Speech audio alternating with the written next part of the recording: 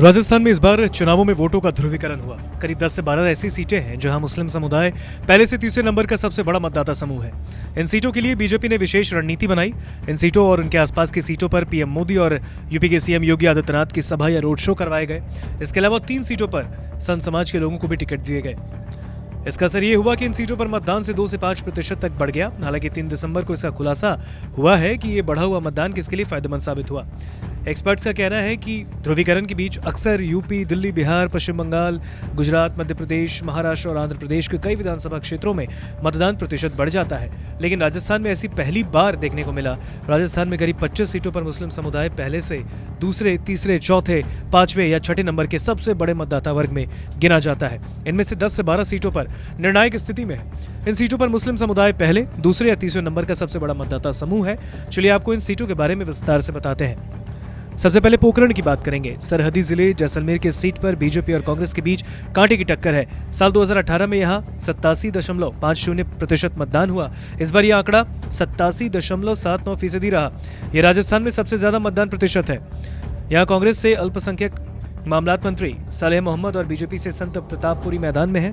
पिछले चुनावों में भी इन्हीं दोनों के बीच मुकाबला था और इस सीट पर मुस्लिम, राजपूत और ऐसे मतदाताओं की बहुलता है। मालपुरा की बात करें। टोंक जिले की इस सीट पर अक्सर सांप्रदायिक तनाव की घटनाएं होती रहती हैं। कांग्रेस यहाँ लगातार 6 चुनाव हार चुकी है। साल 2018 में 72.36% मतदान हुए और इस साल 76.17% मतदान हुआ, यानी लगभग 4% ज्यादा। यहाँ मुस्लिम, जाट, ब्राह्मण, गुर्जर मतदाताओं की बहुलता है। यहाँ से बीजेपी के कन्हैया लाल चौधरी, कांग्रेस के घासीलाल चौधरी और निर्दलीय यानी कि जो कांग्रेस से बागी हुए गोपाल गुर्जर के बीच मुकाबला है। मांडल की बात करें। भीलवाड़ा जिले के सीट पर कई बार सांप्रदायिक तनाव की घटनाएं हुई। यहां से कांग्रेस के रामलाल जाट खड़े हैं जो कि राजस्व मंत्री हैं। उनके सामने भाजपा ने नए चेहरे उदयलाल भडाना को उम्मीदवार बनाया। यहां 2018 में 77.61% मतदान हुआ, जबकि इस साल 81.51% मतदान हुआ। इस क्षेत्र में जाट, गुर्जर, मुस्लिम, एससी और ब्राह्मण समुदाय की बहुलता है। अब बात करें अजमेर उत्तर की। यहाँ लगातार भाजपा के वासुदेव देवनानी जीते हैं और इस बार कांग्रेस के महेंद्र सिंह रलावता और निर्दलीय ज्ञान सरस्वत यानी जो बीजेपी से बागी हुए उनके साथ मुकाबले में है। इस सीट पर 2018 में 64.44% मतदान हुआ और इस बार 67.30% मतदान हुआ। इस सीट पर सिंधी, मुस्लिम, ब्राह्मण, वैश्य, राजपूत मतदाताओं का बाहुल्य है। अब बात करेंगे तिजारा की। ये सीट सांसद बाबा बालकनाथ की उम्मीदवारी से हॉट सीट बन गई। उन्हें हिंदुवादी चेहरे के रूप में पहचान हासिल है। उनके सामने कांग्रेस ने इमरान खान को टिकट दिया और इस क्षेत्र में यूपी के सीएम योगी आदित्यनाथ की सभा भी हुई।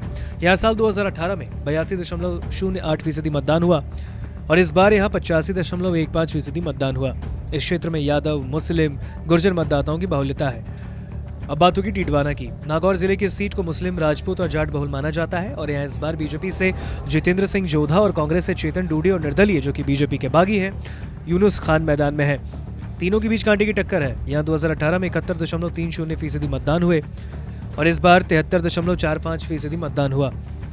अब बात करें हवा महल की। जयपुर शहर के भीतरी हिस्से परकोटे में स्थित इस सीट पर भाजपा और कांग्रेस दोनों ने नए चेहरों बाबा बालमुकुंद आचार्य और आर तिवारी को मैदान में उतारा। इस सीट पर मुस्लिम और ब्राह्मण मतदाताओं की बहुलता है।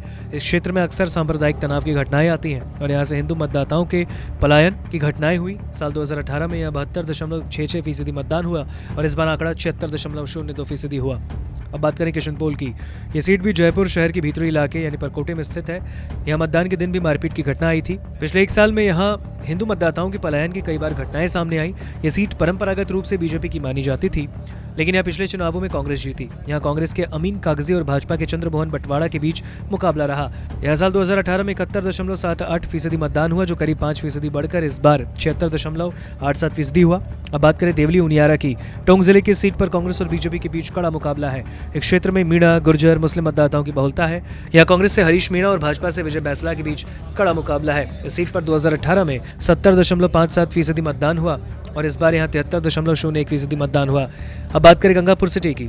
इस सीट पर गुर्जर, मीणा, एससी और मुस्लिम मतदाताओं की बहुलता है। यहाँ 2018 में 67.57% मतदान हुआ और इस बार यहाँ 73.33% मतदान हुए।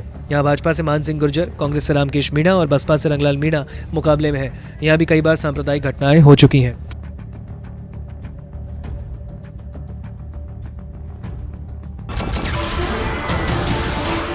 नमस्कार, मैं हूं मानक गुप्ता।